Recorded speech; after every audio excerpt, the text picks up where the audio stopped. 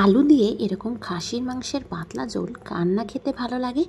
খুব সুস্বাদু এবং দারুণ স্বাদের এই মাটন কারি রেসিপিটা অবশ্যই বাড়িতে ট্রাই করে দেখবেন।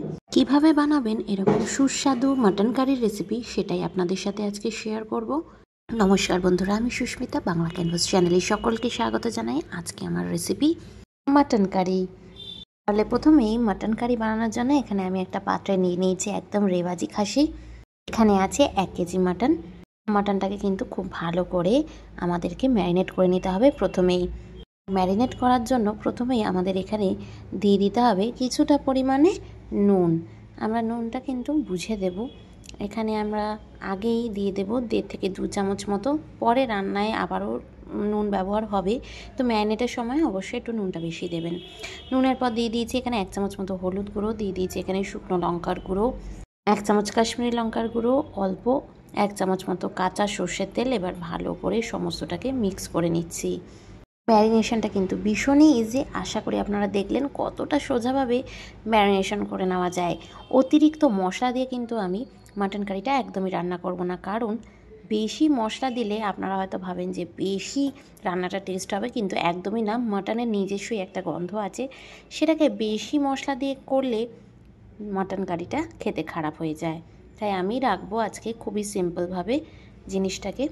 মাটন ম্যারিনেট হয়ে গেল। এবার প্রথমে কড়াইতে তেল দিয়ে দিয়েছি, তেল গরম হতে এর মধ্যে দিয়ে দিয়েছি কিছু আলুগুলোকে নুন, হলুদ আর কাশ্মীরি লঙ্কা দিয়ে ভেজে নেব। আলুগুলোকে ঠিক এরকম সাইজ করে কেটে নিতে হবে, এভাবে মাংসের আলু কেটে থাকে। আলুগুলো কিন্তু একদম হাই ফ্লেমে ভাজবেন না, তাহলে ওপর থেকে কালারটা চলে আসবে, ভিতর থেকে কাঁচা থেকে যাবে। লো টু মিডিয়াম ফ্লেমে 2 থেকে 3 মিনিট আলুটাকে ভেজে নেব। এবার আলু ভাজা হয়ে গেলে একটা পাত্রে তুলে নিচ্ছি।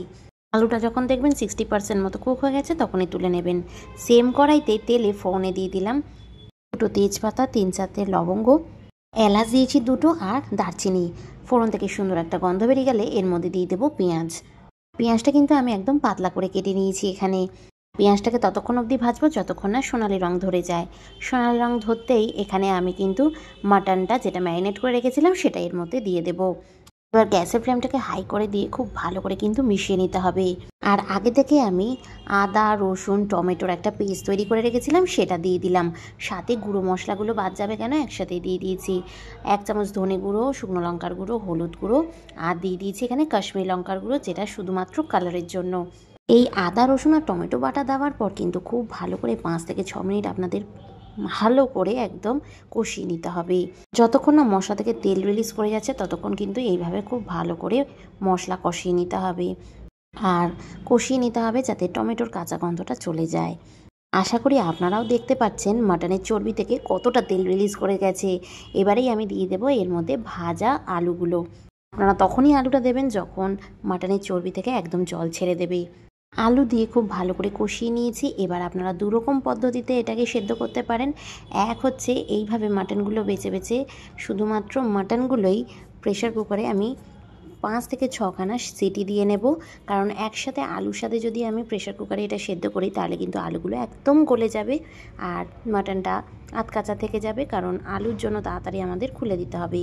তাই জন্য আগে আমি মাটনটাকে সেদ্ধ করে নিচ্ছি। মাটনগুলো বেছে বেছে আমি প্রেশার কুকারে দিয়ে দিয়েছি। দিয়ে দিলাম পরিমাণ মতো জল আর পরিমাণ মতো নুন। ভালো করে এইভাবে নাড়িয়ে চাড়িয়ে মিক্স করে দিচ্ছি। মাংসটা এইভাবে প্রেশার কুকারে দিয়ে দেওয়ার পরে মাটন বরাবর এরকম জলের লেয়ার দিয়ে দিতে হবে। আপনারা খেয়াল রাখবেন মাটনের উপরে কিন্তু জল যেন না আসে। প্রেশার কুকারে মুখ আটকে 5টা সিটি আমি দিয়ে নিয়েছি। আর যদি আপনারা সব কিছুই একসাথে সেদ্ধ করতে চান তাহলে কড়াইতে পরিমাণ মতো জল দিয়ে সমস্তটা ঢাকা দিয়ে দিয়ে আপনাদের সেদ্ধ করে নিতে হবে। যখন প্রেশার কুকারের পুরো প্রেশারটা অটোমেটিক রিলিজ হয়ে যাবে তখনই আপনাদেরকে এটা খুলে দেখাচ্ছি আমাদের মাটন কিন্তু মোটামুটি একটু সিদ্ধ হয়েছে। এই সময় আমি দিয়ে দেবো আলুটা। ভেজে রাখা আলু দেওয়ার পর এর মধ্যে আমি দিয়ে দিচ্ছি মশলা লেগে থাকা জলটা, যেটা কড়াইতে আমি রান্না করছিলাম সেখানটাই ভালো করে আমি পরিষ্কার করে মশলা ধোয়া জলটা এর মধ্যে অ্যাড করে দিয়েছি। পরিমাণ মতো নুন আর গরম মশলা দিয়ে ভালো করে নাড়িয়ে চাড়িয়ে এটাকে আরও আমি 2টো সিটি দিয়ে নেব। 2টো সিটি খোলার পর আমি এখানে দেখাবো আপনাদের এটা কতটা টেস্টি হয়েছে। কি ঝোলটা দেখেই লোভ লাগছে তো? সত্যি কথা বলতে এরকম মাটন কারি হলে কিন্তু লোভ সামলানো ভীষণ মুশকিল। দারুণ ব্যাপার, আজকে দুপুরবেলার খাবারটা যেন জাস্ট জমে গেল। তারপর এবার গরম গরম ভাতের সাথে এটা শেয়ার করব। আপনারা নিজেরাই দেখতে পেলেন কত কম মশলা দিয়ে আমি সুন্দরভাবে টেস্টি লোভনীয় খাসির মাংসের এই ঝোলটা তৈরি করেছি। কত সহজে এবং কম উপকরণ দিয়ে এটা তৈরি করা যায় আশা করি আপনারা দেখলেন। এবার এটা আপনাদের গরম গরম ভাত দিয়ে খেয়ে দেখাবো কতটা মাটনটা নরম হয়েছে এবং সফট হয়েছে। দারুণ জুসি ছিল মাটনটা, আর অতিরিক্ত নরম এবং তুলতুলে। দেখুন হাত দিলেই মিশে যাচ্ছে, ভাঙতেই হচ্ছে না আর ছিঁড়তেও হচ্ছে না, জাস্ট হাত দিলে এরকম মিশে যাচ্ছে। একদম রেয়াজি খাসি ছিল। এরকমভাবে ভাত দিয়ে কিছুটা আপনাদের মাটন খেয়ে দেখিয়ে দিচ্ছি। আলুটাও হয়েছিল দারুণ। যতটা খাসির মাংস আমরা রান্না করেছিলাম ততটার গন্ধই পুরোটাই আলুর মধ্যে। মোট কথা দারুণ হয়েছিল। আশা করি আজকের ভিডিওটা আমার খুব ভালো লেগেছে। যদি ভালো লেগে থাকে অবশ্যই লাইক এবং সাবস্ক্রাইব করতে একদম ভুলবেন না। পাশে থাকা বেল আইকনটা অবশ্যই প্রেস করবেন নতুন ভিডিওর আপডেটসের জন্য। ভালো থাকবেন, টাটা।